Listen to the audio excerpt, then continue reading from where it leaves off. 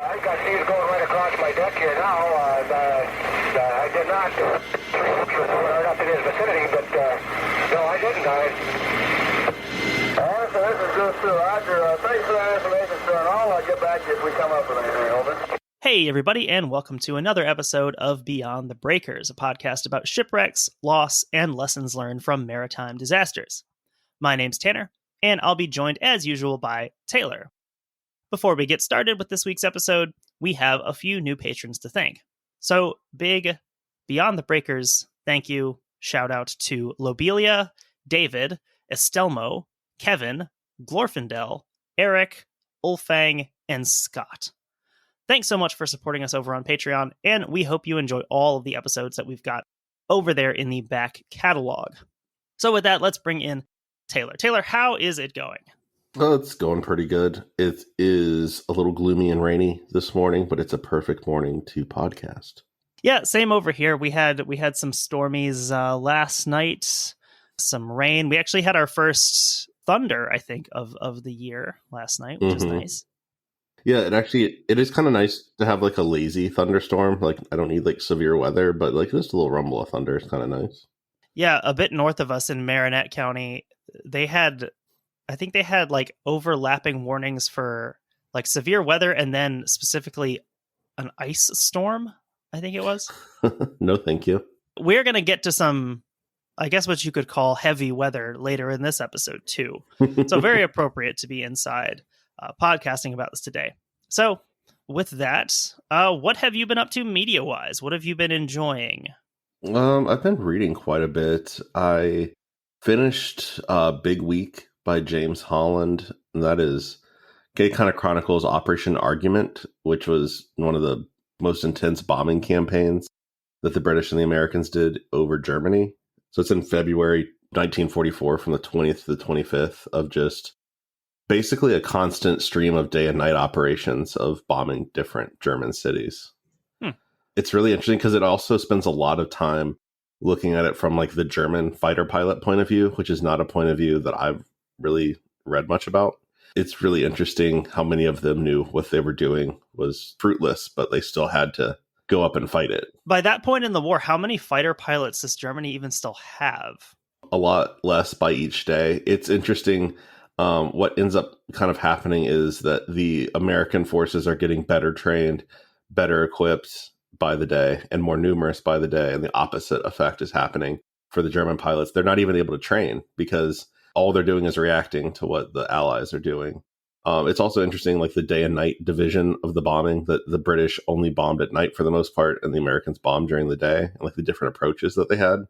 And then also like even like the different approaches for the aircraft, like the American aircraft were much more designed for, I mean, quote unquote comfort, but also survivability.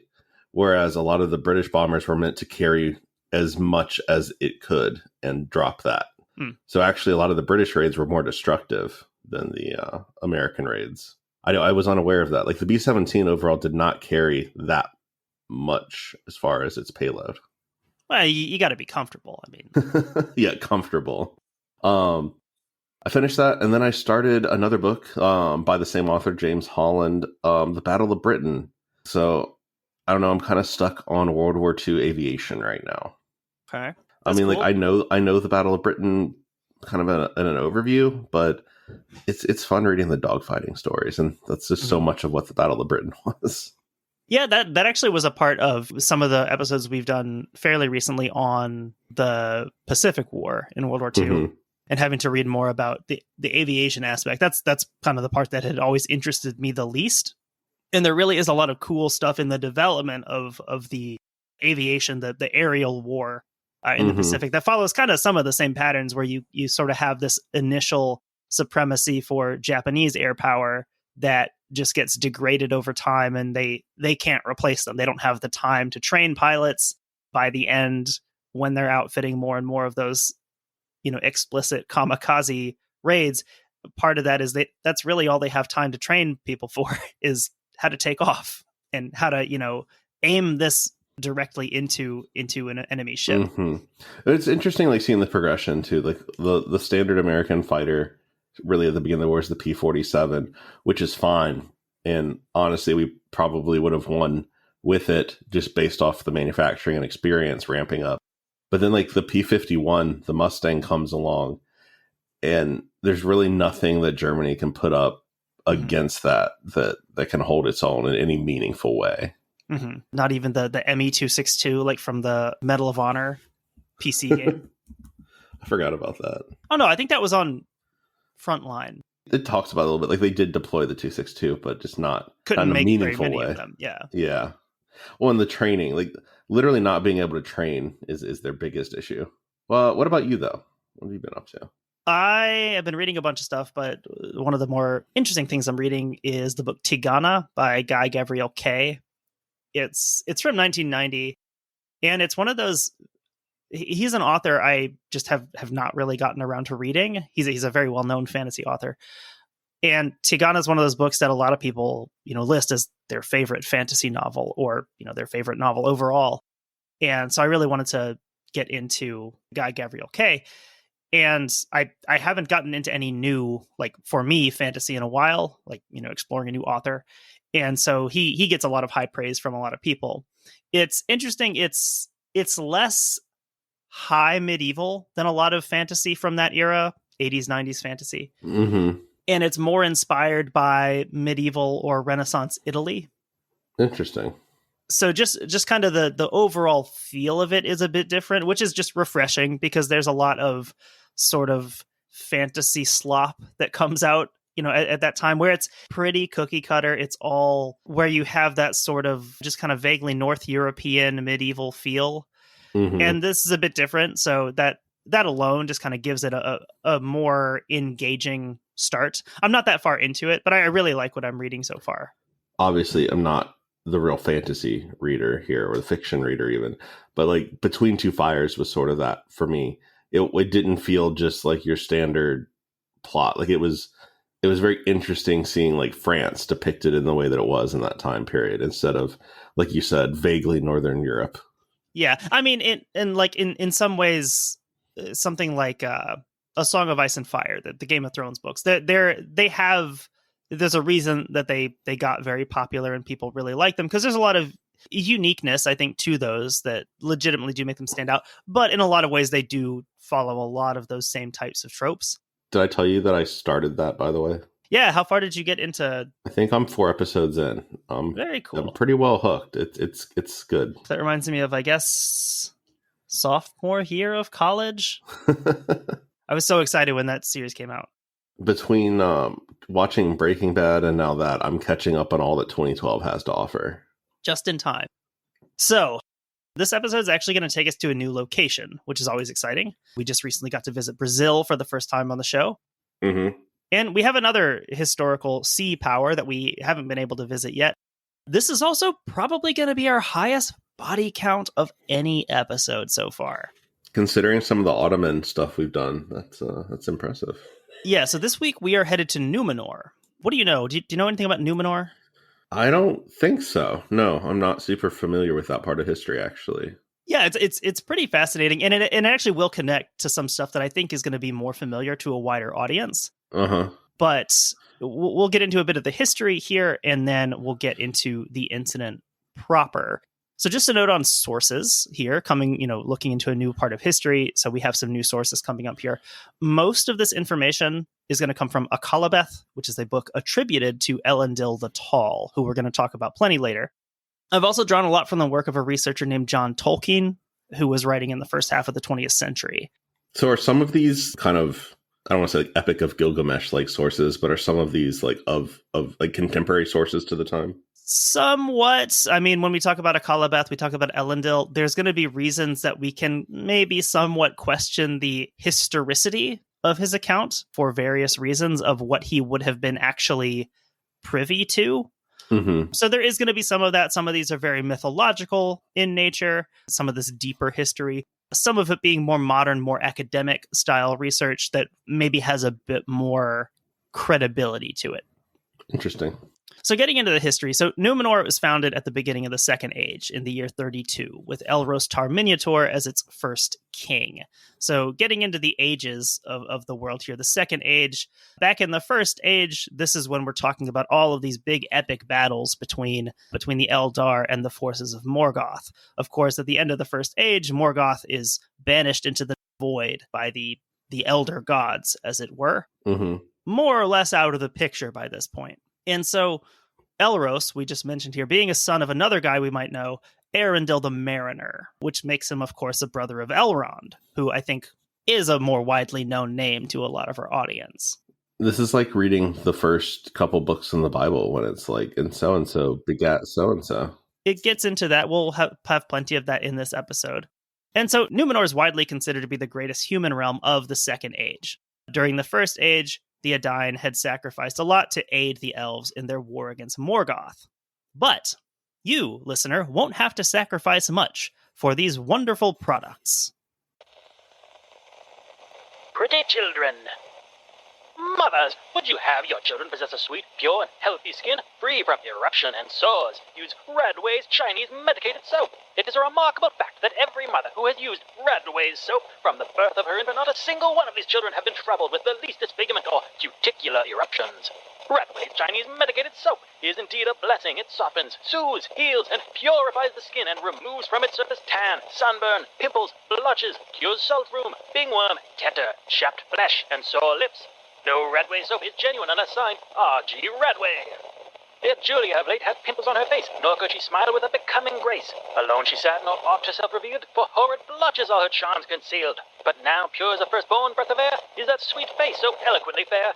Her damask cheeks now rival in their glow the matchless whiteness of her Parian brow.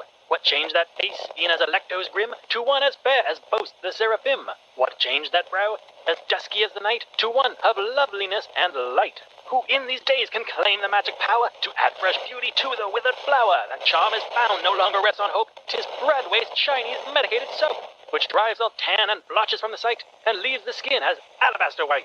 Now when sweet Jane would air her mere scan, she says, "Oh, Radway, Radway, thou art the man." We have said times and again that Radway's soap is the best soap in use, and so it is. It is the only true medicated soap in the world. February 20th, Iskin Hall, Agents.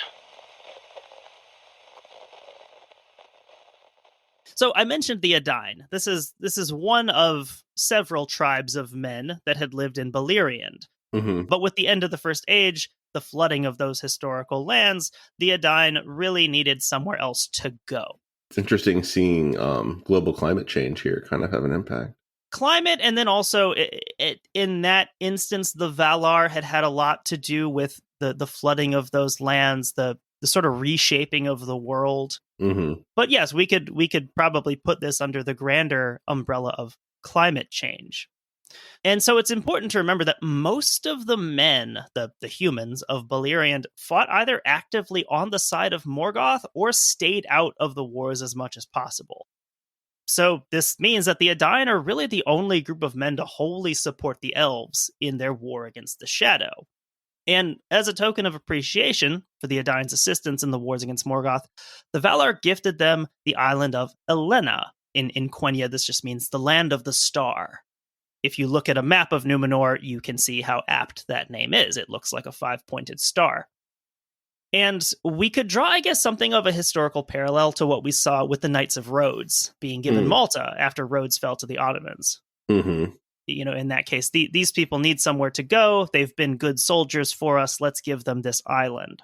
This island, Elena, was the farthest west of the mortal lands, and it actually lay just within sight of Tol Eressëa, which is an island in the Bay of Eldamar off the coast of Aman. And at least for someone standing on top of the Menel Tarma, the Pillar of Heaven, the highest mountain in Númenor, someone with very, very, very sharp eyes could actually see this part of the Undying Lands. This is tantalizingly close, perhaps, but we'll get there. This is, we'll see how firmly men can resist this temptation. In addition to the island itself, another gift of the Valar was exceedingly long lifespans compared to other men. So quoting here from that researcher Tolkien that I mentioned earlier. This was the beginning of that people that in the grey elven speech are called the Dunedain, the Númenóreans, kings among men. But they did not thus escape from the doom of death that Ilúvatar had set upon all mankind. And they were mortal still, though their years were long, and they knew no sickness, before the shadow fell on them. Note here on chronology, so these extremely long lifespans that these Númenóreans have, it leads to a sort of awkward chronology when we're looking at this line of kings. Closer to the modern age, if you rule for 50 years, that's really good. These have much, much longer lifespans and much, much longer reigns. So, although not technically immortal as the elves were, their lifespans ran into the multiple hundreds of years. So, for example, Elros, he reigned as king from 32 to 442 of the Second Age. A reign of fewer than 100 years would be considered quite short. Though on average, the length of these reigns did diminish over time. So by the time you get to the end of the line of Númenórean monarchs, you do see reigns of things like 70, 80, 90 years. Interesting. But you know what won't diminish over time? The quality and value of these amazing products. Osborne Industry presents Sulfur Bitters, the greatest blood purifier known. This great German medicine is the cheapest and the best. 128 doses of Sulfur Bitters for $1, less than 1 cent a dose. It will cure the worst cases of skin disease, from a common pimple on the face to that awful disease, scrofula. Sulfur Bitters is the best medicine to use in all cases of such stubborn and deep-seated diseases. Do not ever take blue pills or mercury. They are deadly. Place your trust in Sulfur Bitters, the best and purest medicine ever made. Is your tongue coated in a yellow sticky substance? Is your breath foul and offensive? Your stomach is out of order. Use Sulfur Bitters immediately. Is your urine thick, ropey, cloudy, or high-colored? Don't wait! Your kidneys are out of order. Use Sulfur Bitters. If you are sick, no matter what ails you, use Sulfur Bitters. Do not wait until you're unable to walk or flat on your back, but get some at once. It will cure you. Sulfur Bitters is the invalid's friend. The young, the aged, and tottering are soon made well by its use. It may save your life. It has saved hundreds. Don't wait until tomorrow. Try a bottle today. Are you low-spirited and weak or suffering from the excesses of youth? If so, Sulfur Bitters will cure you. Side effects may include cancer, anal bleeding, erectile dysfunction, nightmares, sweat, psychosis, dementia, and death.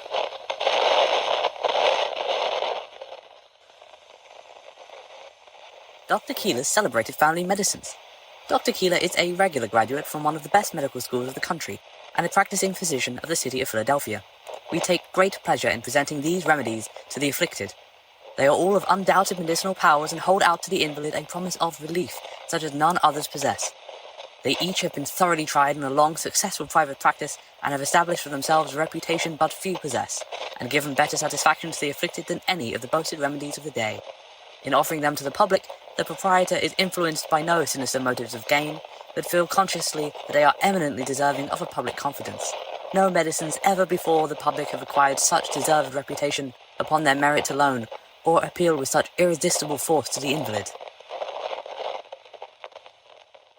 Okay, so now we are into a section that is titled in the notes, Ban of the Valar.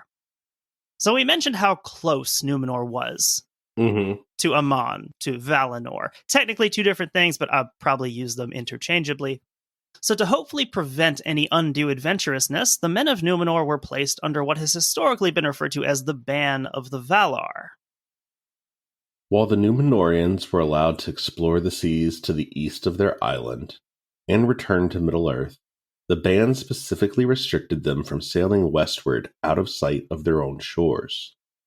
This was to ensure that none of the mortal Edain ever reached the Undying Lands. So keep that in the back of your mind as we do a speed run through the history of Númenor up to the time of our incident in 3319. Yeah, we have a long way to go. We do. We're going to skip over some parts of this history that's maybe less directly relevant. This is like reading Genesis. And just as important, I would say. Despite the original tight bonds between the Eldar, the elves, we'll use those terms interchangeably, and the Edain of Númenor, over the centuries and millennia, the relationship would become strained. So during this first millennia of the Second Age, Númenor did stay in contact with Middle-earth, with the first Númenorian voyages back to the continent during the reign of Tar Elendil, from 590 to 750. This is not the same Elendil who wrote Akallabêth, this is not the same Elendil we'll talk about later. This is Tar Elendil, king of Númenor. Under his son Tar-Meneldor, who reigned from 740 to 883, the first Númenorian presence would be reestablished in Middle-earth, in the form of havens for Númenorian ships. As we'll see, Númenor, being an island nation, becomes a pretty great sea power, hence some of the focus on this history today. Meneldor's son, Prince Anardil, reigning as Tar Eldarion from 883 to 1075, would continue this process, increasing the Númenorian presence in Middle-earth further. And it's with Eldarion that we see Númenor really begin to assert itself on the continent and play a part in the geopolitical scene. He was a great mariner, and because of this took a great interest in forestry, his interest being in the furnishing of timber for shipbuilding rather than the trees themselves. His incessant voyaging to Middle-earth brought him into conflict with his father, the king Tar-Meneldor, and, even more disastrously, with his wife Elendis. After she had borne him a daughter, Akallabêth, they separated. Eldarion never had a son, and for this reason was succeeded by his daughter, who became the first ruling queen. One fruit of his great voyages to Middle-earth, however, was that he became close friends and counselor of Gil-galad of the elves. And it was through Eldarion that the elven king first asked for the help of Númenor against the new shadow arising in the east of Middle-earth, aid that was furnished on an ever-increasing scale thereafter. In service of his interest in seafaring and exploration, Tar Eldarion would establish the Guild of Venturers. This is back when he's still just Prince Anardil, with the goal of exploring Middle-earth. That's interesting. It's kind of like the British Explorer Societies, I feel like. Very much. League of Extraordinary Gentlemen. Yes, exactly. Saying we have all these adventurous fellows. We have all these gentlemen. We do. Extraordinary gentlemen. To my knowledge, it was only men who were in the guild. I don't know that there were any female venturers in the guild, but it is possible. It was a overall quite patriarchal society, Númenor. Although, as we saw there, we do have, I believe there's 4 queens that rule Númenor.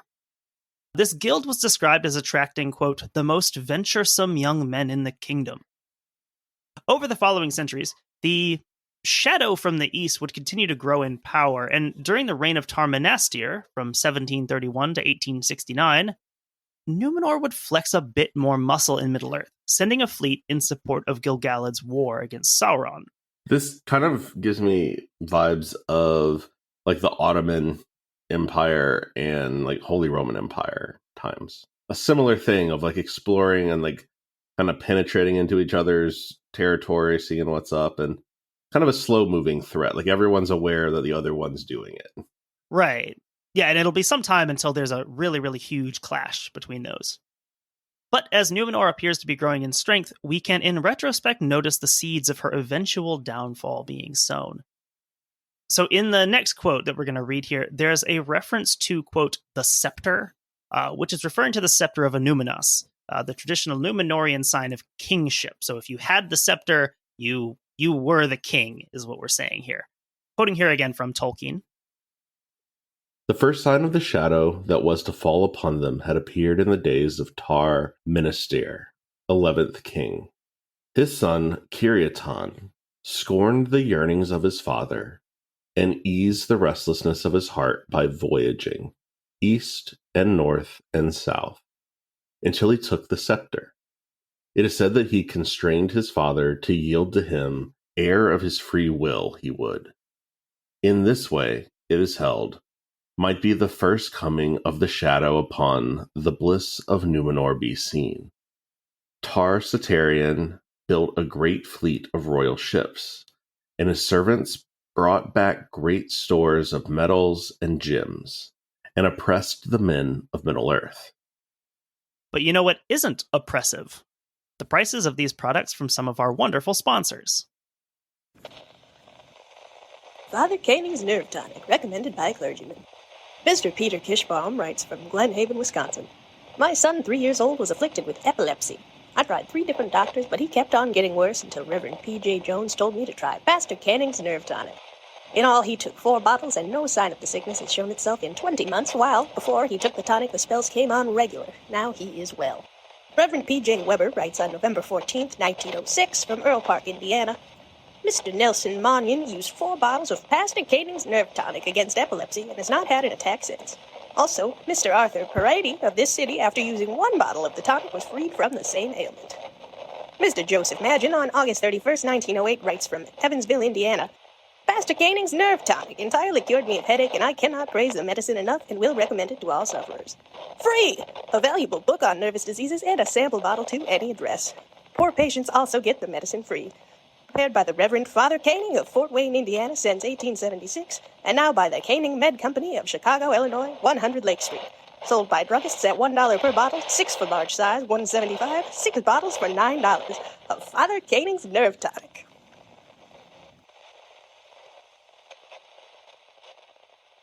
I have a question. Okay. I've heard tar a bunch. Is that like honorific? Like, is it part of the name of the kings or a title? Is it a family name? It's sort of both name and title. It's an old Quenya word that indicates like high or royal. And so that's why you see it in all these royal names. It was very common for kings of Númenor to include that as part of their regnal names when they adopted them. So it's like being Khaleesi. Sort of. Sort of Yeah. a title. It's sort of something you adopt as part of your name here. Later in the line of kings, we'll see here, you actually do see this replaced with the Adunaic prefix R. It has the same meaning, but Adunaic being the more vulgar language, the more common language of Númenor, with Quenya being the old language of the Eldar. So even for those kings that do take this Adunaic prefix, there is a tar form of their name that's recorded. So example, we'll see the final king of Númenor, Ar-Pharazôn. He has the Quenya name Tar-Kalion, but for reasons we're going to see, never really uses it. Later still, you actually see tar being adopted by kings of Arnor and Gondor as a sort of throwback to the good old days. It sort of reminds me of some of the stuff that goes on in Egyptian mythology, where like some of the newer kingdoms try to bring back some of the old gods in the way that the old gods are. Yeah, you want to sort of go back to part of history. I mean, you see it also in like kind of the neoclassical art and architecture, where you say, well, we want this to be like ancient Rome, like ancient Greece, so we're going to bring back this style of architecture. So Tar-Kiryatan, the son of Tar-Minastir, it's during the reign of Tar-Kiryatan that many scholars note this fundamental shift in the society and the geopolitical outlook of Númenor. Their foreign policy starts to get much more muscular, much more militaristic, and they're sending these armed expeditions to Middle-earth. And kind of as we saw in that quote there, Númenor stops being seen as sort of the best of men, sort of an example, and they start being seen as oppressors. You know, these are not people you necessarily want landing on your coast, because they're no longer bringing knowledge and technology. They're looking for goods, they're looking for tribute. So they're no longer really in that same positive light for a lot of the men remaining in Middle-earth. And by men here, of course, I'm talking about humans. I mean men and women. So this gets us to the reign of Tar-Atanamir from 2029 to 2221. Tar-Atanamir, often referred to as the Great, is the first king of Númenor to openly speak against the ban of the Valar. Much is said of this king in the annals, such as now survive the downfall. For he was like his father, proud and greedy of wealth. And the Númenorians in his service exacted heavy tribute from the men of the coasts of Middle-earth. In this time the shadow fell upon Númenor, and the king and those that followed his lore spoke openly against the ban of the Valar, and their hearts were turned against the Valar and the Elder. So this breaking from the Valar is not as bad as it's going to get, mainly because there's still a healthy fear of the Valar. The Valar, for those unfamiliar, being kind of the elder gods in this situation, the sort of supreme beings. This fear of the Valar and of the Eldar among the men of Númenor. And we see that slowly start to change over the next few kings we discuss here. You know, it's one thing to resent this power that the Valar have, and it's quite another to actually challenge it. Tar-Atanamir is also noteworthy for another milestone in the history of the rulers of Númenor. He's the first king of Númenor to actually rule until his death. Interesting. It was tradition, upon reaching the end of the vigorous portion of their very long lives, that the king would give up the scepter to a successor.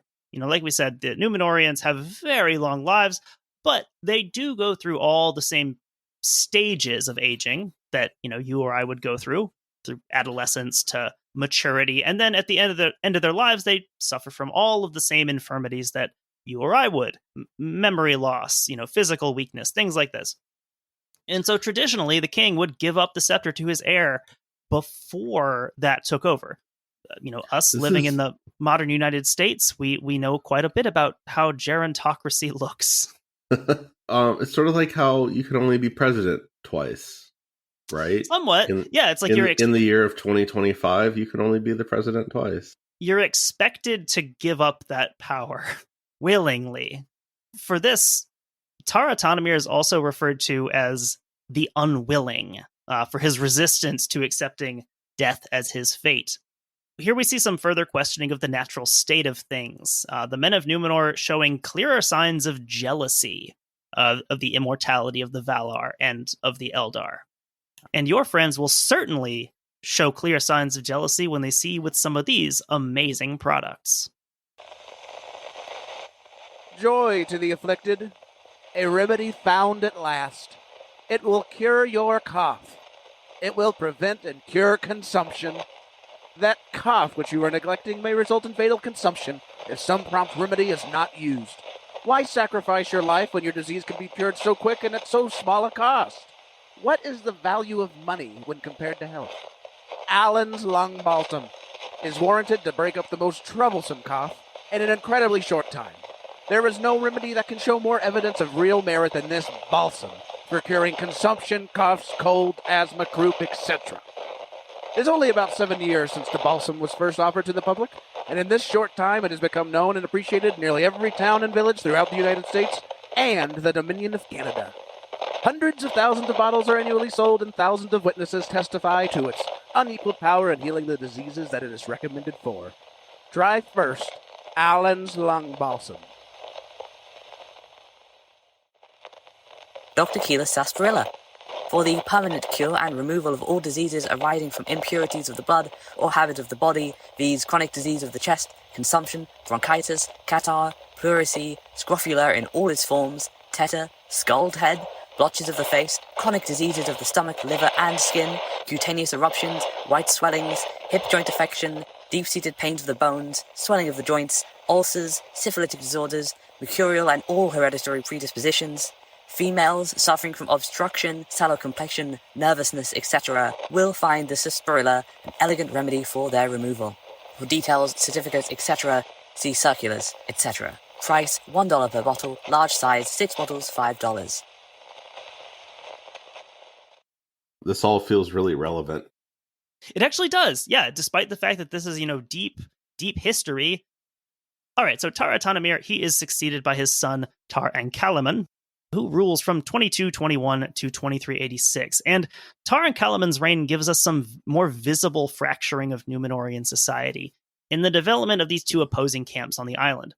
We have the King's Men, who, as the name would imply, supported the king in his opposition to the ban and to the other impositions of the Valar. These are Númenorians who feel that, Númenor should be doing more to flex its muscle.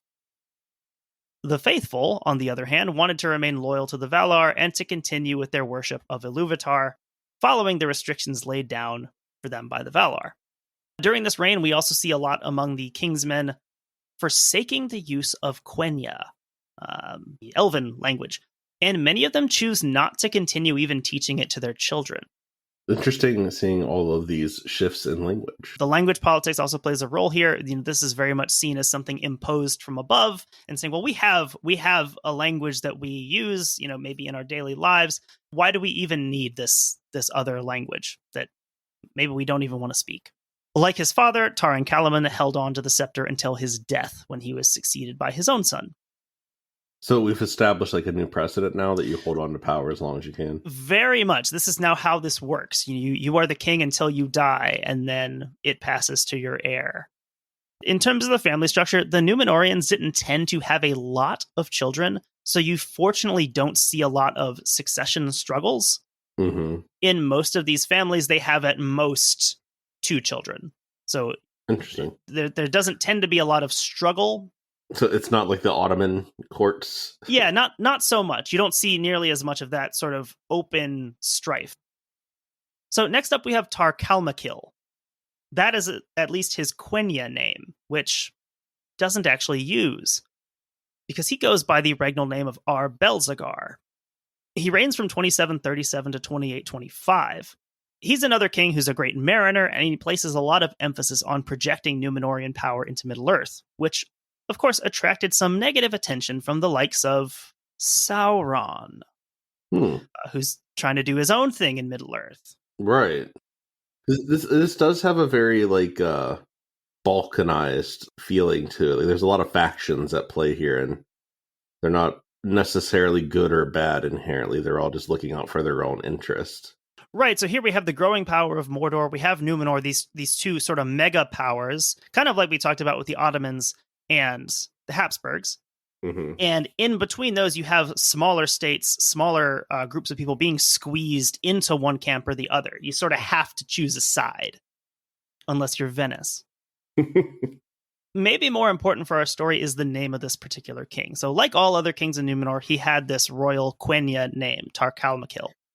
Unlike all other kings before him, he actually preferred to use an Adunaic name as his regnal name, Ar-Belzagar, instead. Prior to this, Adunaic would have seemed far too lowly or vulgar to be used in a royal name. But this is further indication of how the culture is beginning to shift away from the association with the Valar and with the elves. I mean, this is a monumental language shift. This is almost like, how Dante, his writing becomes so famous because he's writing this in vulgar. He's writing this in the common speech today rather than in, classical Latin, as would be expected at the time. So this brings us to our next king, Ar-Adunachor, reigning from 2899 to 2962. Under Ar-Adunachor, this rift continues to grow between the men of Númenor and the Eldar. And this is most clearly exemplified in Ar-Adunachor's banning of the public speaking of Quenya. Interesting. So up to this point in the history of Númenor, elves had fairly routinely visited from Eressëa in the Undying Lands. And this would stop, at least openly, as they're no longer welcomed into the kingdom. For those listeners who speak Adunaic, you might already realize this, but his name is significant, Ar-Adunachor, because it means Lord of the West, which is a pretty clear challenge to the might of the Valar, and particularly to Manwë, the only true Lord of the West. This is a pretty aggressive choice of name here. I must have Greenland. We will have Greenland. Yes, this is exactly the same idea here. And for the listener, here's some things that you must have from our wonderful sponsors. What is scrofula? It is that impurity in the blood which so accumulate in the glands of the necks produces unsightly lumps or swellings, which causes painful running sores on the arms, legs, or feet, which develops ulcers in the eyes, ears, or nose, often causing blindness or deafness, which is the origin of pimples, cancerous growths, or many other manifestations usually ascribed to humors, which upon fastening upon the lungs causes consumption and death. Being the most ancient, it is the most general of all diseases or affections, where very few persons are entirely free from it. How can it be cured? Well, by taking hood sarsaparilla, which by the remarkable cures it has accomplished, often when other medications have failed, has proven itself to be a most potent and peculiar medicine for this disease. Some of these cures are really wonderful. If you suffer from scrofula, be sure to try hood sarsaparilla. J.S. Carlisle from Not Right, New Jersey, claims, my daughter Mary was afflicted with scrofula sore neck from the time she was 22 months old till she became 6 years of age. Lumps formed in her neck, one of them growing to the size of a pigeon's egg. Became a running sore for over 3 years. We gave her hood sarsaparilla when the lump and all indications of scrofula entirely disappeared, and now she seems to be a healthy child. Be sure to get only hood sarsaparilla, sold by all druggists, procured only by C.L. Hood and Company Apothecaries in Lowell, Massachusetts. 100 doses for $1. Dr. Keeler's cough syrup. Among all the remedies before the public, this attends preeminent in the incipient consumption: bronchitis, catarrh, coughs, hoarseness, whooping cough, pleurisy, asthma, spitting of blood, and for all afflictions of the pulmonary organs occasioned by cold. Too much praise cannot be bestowed upon this remedy, and the proprietor urges anyone afflicted with any of the above complaints to secure it at once. Price only 50 cents. The rift between the king's men and the faithful reaches a breaking point under the reign of Ar-Gimilzor, who's described as, quote, a relentless persecutor of the faithful, and those who still adhered to the Eldar, whom he prohibited from Númenor. Another source refers to him as, quote, the greatest enemy of the faithful that had yet arisen. Yet is very important there. Yeah, I know, they're leaving some space. Gimilzor's son Inziladun followed him to the throne, but he actually wanted to reverse this trend and realign Númenor with the Eldar and reinstate worship of the Valar. Mm-hmm. So he wants to de-escalate. Yes, Gimilzor has two sons. One of them is Inziladun, and one of them is Gimilchad. And Inziladun, the eldest, so he's going to be the one who takes the scepter. He's trying to counter this shift away from the Eldar, away from the Valar. And so as part of this, we talked about language politics here, he goes back to adopting a Quenya regnal name. He takes the name Tar Palantir. And if you've read Tolkien's novelization of these historical events, or you've seen the movies based on those, the name Palantir might be familiar to you. It's unfortunately familiar to me for a different reason. As those seeing stones that are no longer safe to use because Sauron is always watching through them. And yes, of course, we have the modern company Palantir, which again, not a good thing in these histories. Why would you name your company after the bad thing? The meaning is the same here, though, between those seeing stones and this king's name, indicating far sight or far seeing. So Tar Palantir had no sons, but he did have a daughter named Miriel, who should have followed him in ruling Númenor. However, we mentioned Tar Palantir's younger brother, Gimilchad. He is an ardent king's man and opposed to the worship of the Valar. He doesn't become king, but he has a son named Pharazôn. That's a name that might sound familiar to some of our listeners. Mm-hmm. Pharazôn would seize the scepter by forcibly marrying Miriel and becoming king himself, claiming the kingly title of Ar-Pharazôn, which will bring us to the incident. But before we get into that, a word from our sponsors. Dr. Butt's Marriage Guide, a private counselor to the married or those about to marry, on the physiological mysteries and revelations of the sexual system, with the latest discoveries in producing and preventing offspring, preserving the complexion, etc. This is an interesting work of 224 pages with numerous engravings and contains valuable information for those who are married or contemplating marriage. Still, it is a book that ought to be kept under lock and key and not laid carelessly about the house. Sent to anyone, free of postage, for 50 cents. Address Dr. Butt's Dispensary, number 12 North 8th Street, St. Louis, Missouri. Notice to the afflicted and unfortunate. Before applying to the notorious quacks who advertise in public papers or using any quack remedies, peruse Dr. Butt's work, no matter what your disease is or how deplorable your condition. Dr. Butts can be consulted, personally or by mail, on the diseases mentioned in his works. Office number 12 North 8th Street, between Market and Chestnut, St. Louis, Missouri. So, before we jump into the incident portion of today's story, let's recap. Do you remember that whole ban of the Valar thing? Yes. Yes, this ban forbade the men of Númenor from sailing west to the Undying Lands. They can sail anywhere else in the whole wide world. Do not go west. Do not go west, young man. And not just to Valinor proper, but also to Eldamar and the Isle of Eressëa. Now, defiance of a ban from the Elder Gods is quite a folly. Not to be confused with Foley's Honey and Tar, the original laxative cough remedy. For coughs, colds, throat and lung troubles, no opiates, non-alcoholic, good for everybody, sold everywhere. The genuine Foley's Honey and Tar is in a yellow package. Refuse substitutes. That's Foley's Honey and Tar, the original laxative cough remedy. So we've mentioned Sauron off and on during this episode, but here's where he really gets his time in the spotlight. During Ar-Pharazôn's reign, Sauron was making a big push against the Númenorian settlements of Middle-earth, attempting to drive them into the sea, even taking the title of King of Men. something that a king of Númenor couldn't really just let slide.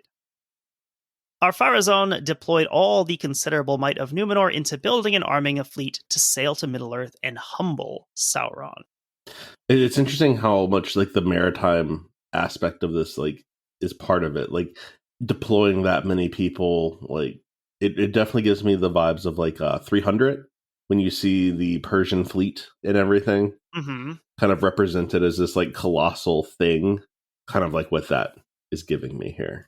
So are we putting Sauron in the position of the Greeks? I guess so. Making him the good guy?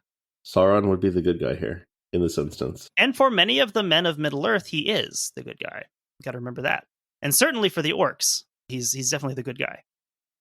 So this sizable fleet landed at Umbar, which, for those familiar with the later histories and certainly with the films, is later home to the famous Corsairs of Umbar, and marched inland toward the seat of Sauron's power in Mordor. Scholars actually debate some of the following details regarding how much of this is Sauron being legitimately overawed by the might of Númenor, and how much is just the Númenorians falling into a trap. Yeah, I mean, I feel like that's something that we've seen in other engagements we've talked about, is that you kind of let them land and get inland and then cut them off. Similar to like more like what the Japanese did in a lot of the island hopping things, that there wasn't a lot of resistance on the beach. They'd let you get inland and then try to cut off your supplies, basically. Right. So Ar-Pharazôn he had sent heralds to Sauron demanding his submission. So we're quoting here from Akallabêth by Elendil the Tall. And Sauron came, even from his mighty tower of Barahir. He came and made no offer of battle, for he perceived that the power and majesty of the kings of the sea surpassed all rumor of them, so that he could not trust even the greatest of his servants to withstand them. And he saw not his time yet to work his will with the Dunedain. And he was crafty, well skilled to gain what he would by subtlety, when force might not avail. Therefore he humbled himself before Ar-Pharazôn, and smoothed his tongue. And men wondered, for all that he said seemed fair and wise. And speaking of fair and wise, we think you'll find the following offers from our sponsors, both fair and wise. Special notice, Moffat's Life Pills and Phoenix Bitters. The wonderful effects of Moffat's Life Pills in case of mental depression or physical weakness proceeding from indigestion, excessiveness, or bilious secretions are certified by millions of persons who have been benefited by them. They're the most effective, cathartic, and purifier ever before the public, and have ever been in use since 1825. They are cheap, safe, and reliable. Sold by all reputable dealers everywhere.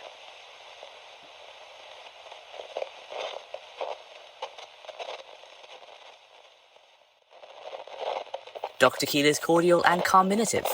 Every family, whether rich or poor, who values health and all its blessings, would have this invaluable remedy at hand.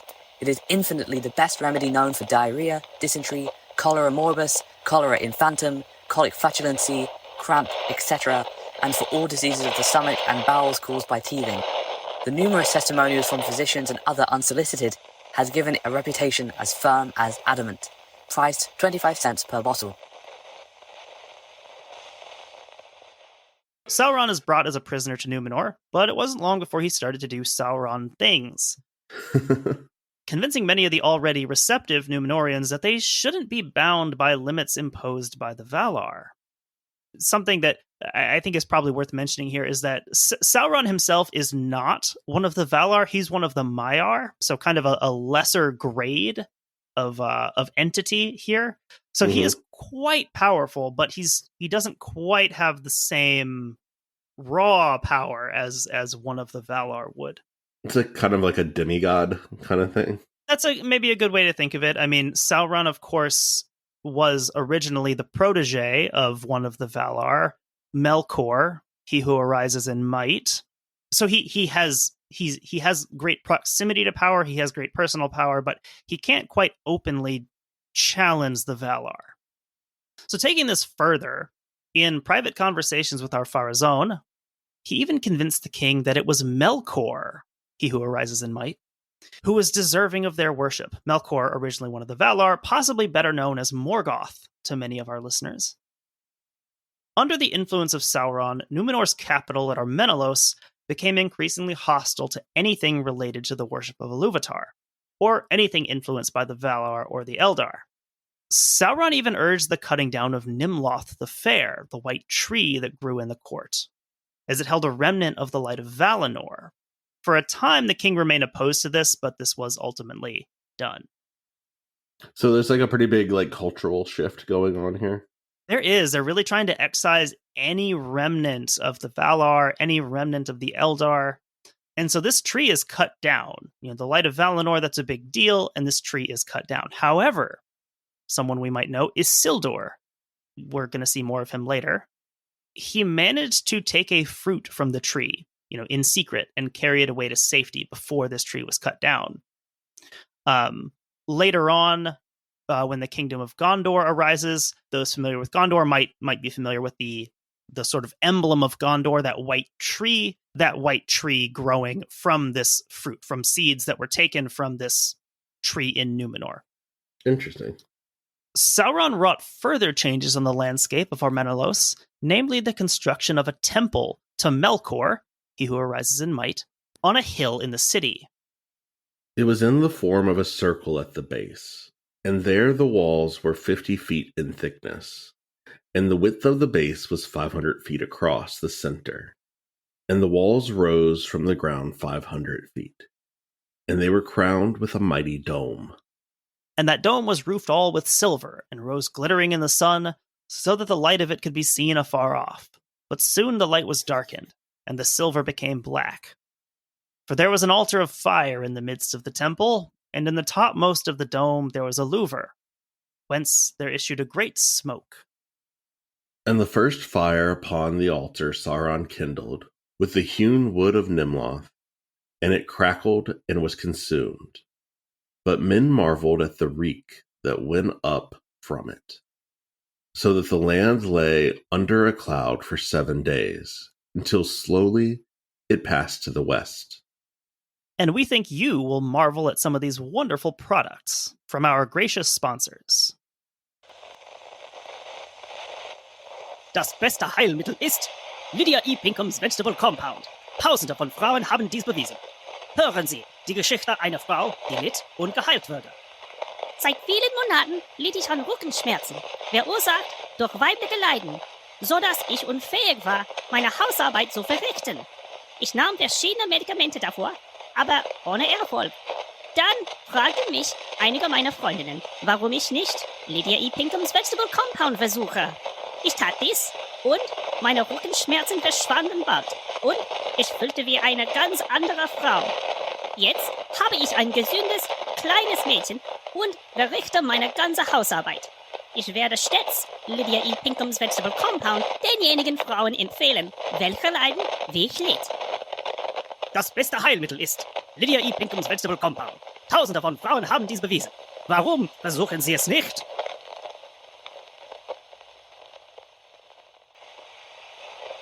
Dr. Keeler's Varifugi syrup. This remedy is pleasant to the taste, harmless to the patient, and all-powerful in destroying and removing all kinds of worm from the body. It is without doubt the cheapest and best worm-destroying medicine before the public, and will, if administered according to directions, remove them within 5 or 6 hours after taken. The dose is small, and each bottle contains twice as much as similar remedies. Price, only 25 cents per bottle. So, as you might predict, here's where it starts to get really bad in Númenor. With the advent of things like human sacrifice to Melkor, he who arises in might. The Aztecs are proud. Yeah, in hopes that he would take away the burden of death. I mean, sounds like a good deal, right? Gotta break some eggs to bake a cake, right?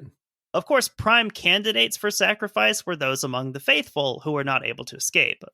So once Sauron had sufficiently reshaped Númenorian society to his liking, he decided it was time to push Ar-Pharazôn one final fatal step further.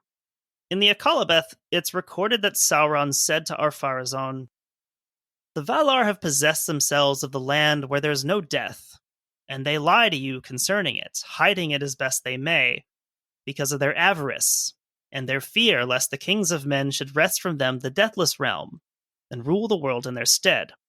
And though, doubtless, the gift of life unending is not for all, but only for such as are worthy, being men of might and pride and great lineage, yet against all justice is it done that this gift, which is his due, should be withheld from the King of Kings, our Pharazôn, mightiest of the sons of earth, to whom Manwë alone can be compared, if even he. But great kings do not brook denials, and take what is their due. I think it's easy to look back in retrospect and say, why would you listen to Sauron? Isn't he the bad guy? But we have to remember at this time, that is much more up in the air. The verdict is not quite in yet on Sauron, so you can maybe more easily understand how convincing he could have been here. It kind of reminds me of the character Loki in the Thor movies. I could see that. Very much like kind of figures out what your weakness is and how to exploit it and like tell you the things you need to hear to make decisions based on that. And again, kind of like we talk about how you can't look back in retrospect and look at Germany in World War I through the lens of Germany in World War II. World War II, yeah. We kind of can't do the same thing with Sauron here, because the Sauron that many people are familiar with is he presents as an evil figure. Here, before some of the events we're going to talk about, he still has a very fair appearance. He's very handsome. He's described as beautiful. He's convincing. He's a great talker. Sauron. He's not really accomplishing all these things through conquest, through warfare. He's getting most of what he wants through talking. So there are still some among the Númenorian nobility who resisted the shadow, chief among them being Amandil and his son Elendil. Seeing the writing on the wall, Amandil actually attempted to sail to Valinor himself to warn the Eldar and the Valar of Ar-Pharazôn's plans. Nothing's actually known of how that voyage ended. Of course, they're not supposed to do this. Mm-hmm. Before he left, he instructed Elendil not to take part in whatever plan Ar-Pharazôn was cooking up, and instead to have his ships ready to sail off the east coast of Númenor. So, Amandil kind of sees what might be coming here. Mm-hmm. It says, hey, whatever happens, don't go along with this. So now we get into a section in the notes that I've titled, The Assault on Valinor. As Ar-Pharazôn is listening to these honeyed words of Sauron and thinking, yeah, we could probably pull this off. He starts building this fleet to invade Valinor, as crazy as that sounds. So Ar-Pharazôn's flagship was the Alcarondes, meaning Castle of the Sea. Many-oared it was, and many-masted, golden and sable, and upon it the throne of Ar-Pharazôn was sat. Then he put on his panoply and his crown, and let raise his standard. And he gave the signal for the raising of the anchors. And in that hour, the trumps of Númenor outrang the thunder. So for reasons that should be apparent to anyone with a passing familiarity with the story, might already understand this, but we do need to take the accounts of what follows with a grain of salt or two. So we mentioned that the most thorough description of Ar-Pharazôn's landing in Valinor comes from the Akallabêth, which is attributed to Elendil the Tall, who wasn't there. How Elendil acquired his knowledge of what happened is anyone's guess, but given the relationship that the faithful had with the Valar, it wouldn't be out of the question for this to have been revealed to him in some way.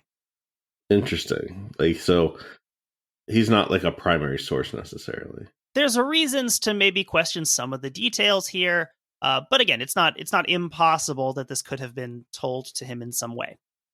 In the early days of Númenor, they were great sailors, great maritime culture, but they were kind of playing with house money. Because of this tight relationship with the Valar, they didn't ever really have to worry about storms, stuff like that. The Valar would take care of that, stilling the seas, preventing these storms. But of course, they're not getting that help anymore, because they said, hey, we don't want this. That's probably not good to train on easy mode and then crank up the difficulty. No, as we'll see. The Númenorian ships relied mainly on oar power, as they pushed their way west toward the Undying Lands. And sources indicate that these oars were mostly manned by enslaved oarsmen, somewhat contradicting that almost utopian description that you hear sometimes of Númenor. Interesting. There's a seedy underbelly to the utopia. Speaking of utopia, you'll think you're in paradise when you use the products from some of our wonderful sponsors. Cure that jaundice. W.M. Mann, successor to Mann and McFarlane, keeps constantly for sale Townsend's Sarsaparilla, Richardson's Sherry, bitters also in papers. Hardy's in spirit and in papers. Curtis and Perkins' Wild Cherry, a famous article. Whipples and Briggs' Vegetable Omer's Mountain Ash, all of which are well known and are favorites with the public. Also, Mann's Vegetable Jaundice Wine Elixir, one of the very best tonic and laxative preparations in the world for all jaundicey complaints arising from indigestion, foul stomach, and billions habits, which are indicated by sleepiness, dull headache, loss of appetite, etc. Price reduced to 25 cents a bottle. Also, Mann's Vegetable Temperance Bitters in papers, muting all their virtues to hot water. See directions. Price reduced from 25 to 17 cents a paper. Number 57, West Market Street.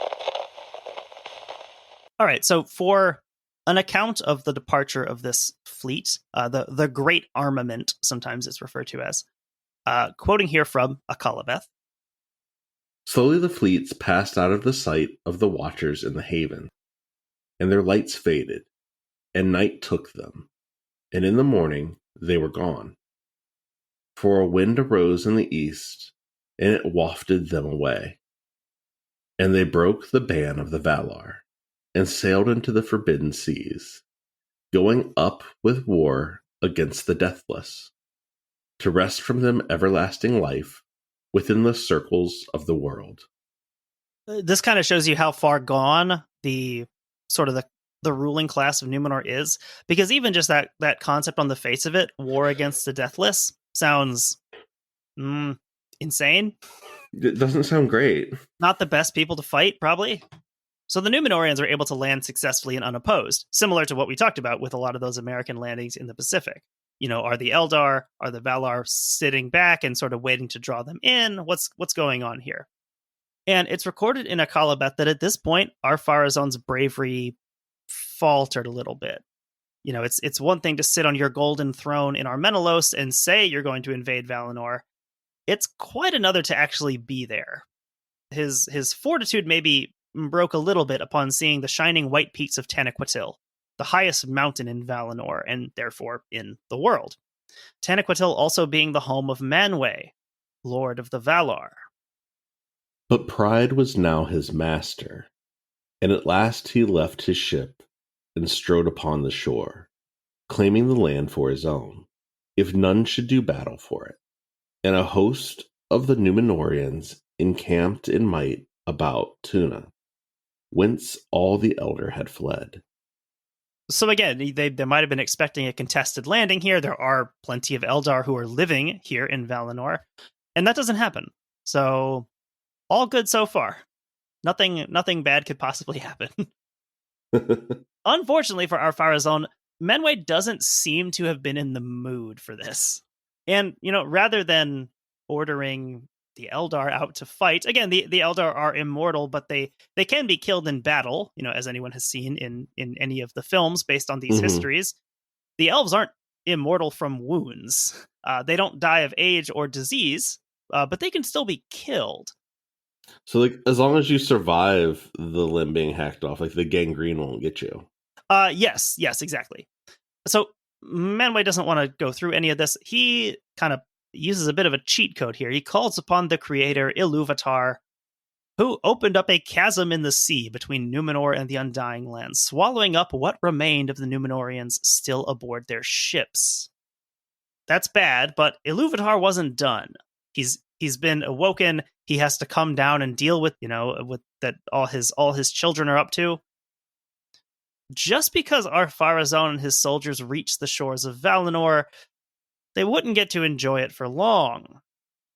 Ar-Pharazôn, the king, and the mortal warriors that had set foot upon the land of Aman were buried under falling hills.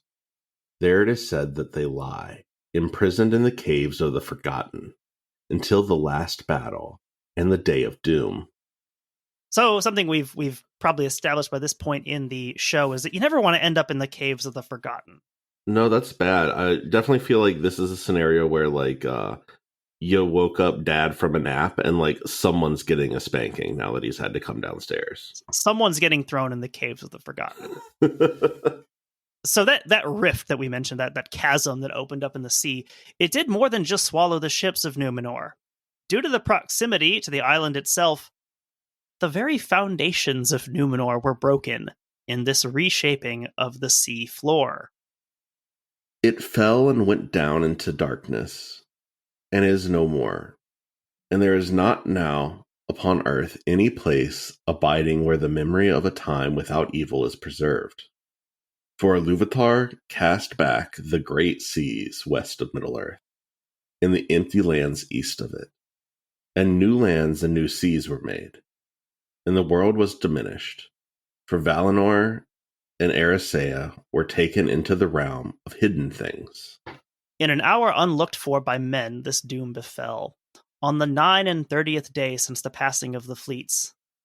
Then suddenly fire burst from the Meneltarma, and there came a mighty wind and a tumult of the earth, and the sky reeled and the hills slid, and Númenor went down into the sea, with all its children and its wives and its maidens and its ladies proud, and all its gardens and its halls and its towers, its tombs and its riches, and its jewels and its webs and its things painted and carven, and its laughter and its mirth and its music, its wisdom and its lore.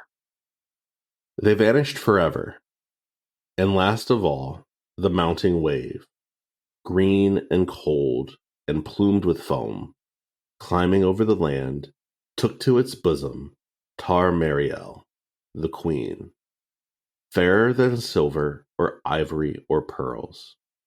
Too late, she strove to ascend the steep ways of the Meneltarma to the holy place, for the waters overtook her, and her cry was lost in the roaring of the wind.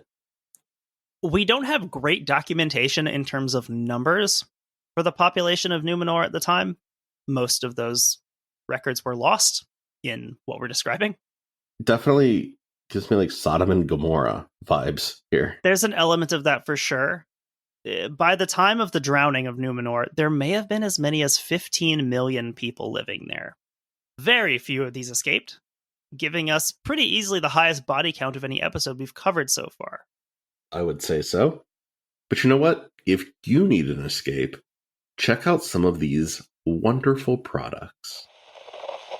Dr. Keeler's liver and sanative pills. Although not recommended as a cure-all yet, they are the mildest and best remedy to remove constipation, jaundice, dyspepsia, biliousness, nervousness, foul stomach, headache, ingestion, etc.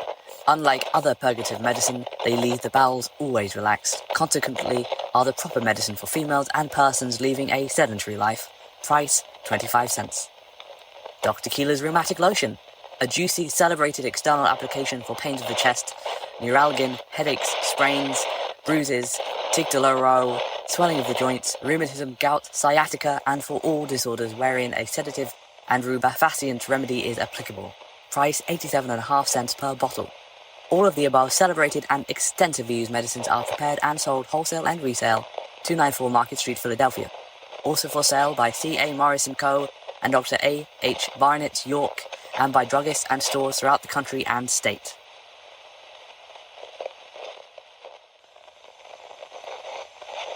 Consumption.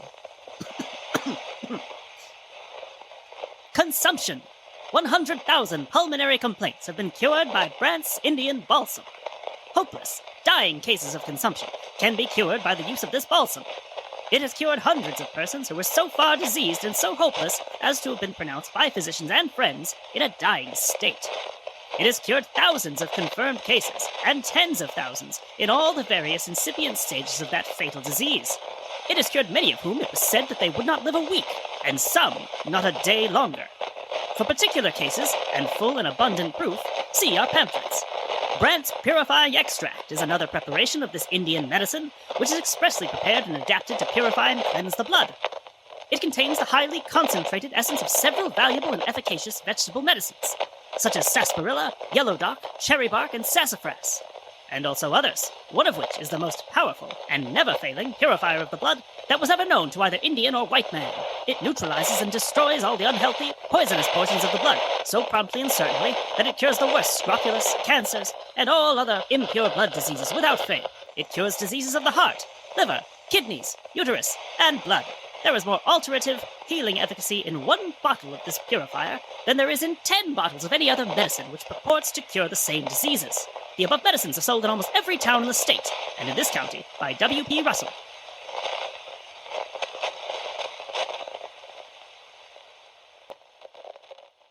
Getting into the aftermath here of the drowning of Númenor, Elendil the Tall, the writer of Akallabêth, he was the highest-ranking noble to escape the drowning of Númenor, and with him would be his younger son, Anarion, and his much more famous elder son, Isildur. If you've seen the movies, you know Isildur is the one who later struggles to destroy the ring and causes a lot of other problems. Overall, they escaped with 9 ships from the drowning. 4 of these under Elendil, 3 under Isildur, and 2 under Anarion. The survivors of the downfall would go on to create the Númenorian realms in exile of Arnor and Gondor.